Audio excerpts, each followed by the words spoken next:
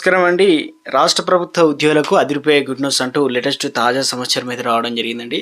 So ఆ వివరాలు ఏంటనేది వీడియోలో తెలుసుకుందామండి. వీడియోను చివరి వరకు చూడండి, అప్పుడే అర్థమవుతుందండి. మీలో ఇంకెవరైనా సరే మన ఛానల్ సబ్స్క్రైబ్ చేయకుండా చూస్తున్నట్లయితే వెంటనే మన ఛానల్ సబ్స్క్రైబ్ చేసుకోండి. ప్రభుత్వం నుంచి వచ్చే లేటెస్ట్ అప్డేట్ అని కూడా అందరికంటే ముందుగానే అందించడం జరుగుతుంది. అదేవిధంగా లైక్ చేయడం మర్చిపోతున్నారండి, దయచేసి లైక్ చేయండి. ఇక లేట్ చేయకుండా వీడియోలోకి అయితే వెళ్ళిపోదామండి. మనం 2025-26 ఆర్థిక సంవత్సరానికి కేంద్ర బడ్జెట్ను ఫిబ్రవరి 1న ఆర్థిక మంత్రి నిర్మలా సీతారామన్ అధ్యక్షతన సమర్పించనున్నారు.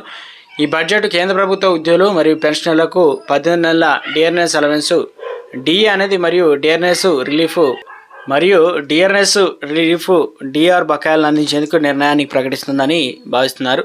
18 నెలలకు చెల్లించేటువంటి కరువు భత్యం మొత్తం ఎంత?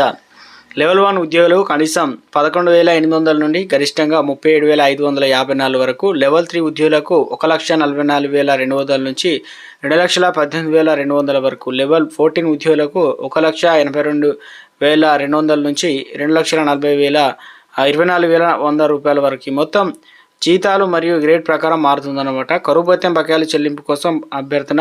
కోవిడ్-19 మహమ్మారి సమయంలో కేంద్ర ప్రభుత్వం ఉద్యోగులకు డిఆర్ఎస్ అలవెన్స్ మరియు పెన్షన్లకు రిలీఫ్ జనవరి 2020, జూన్ 2021 నిలిపివేయబడ్డాయి. దీన్ని పునరుద్ధరించాలని ప్రభుత్వం ఉద్యోగులు సంఘాలు పదే అభ్యర్థించాయి.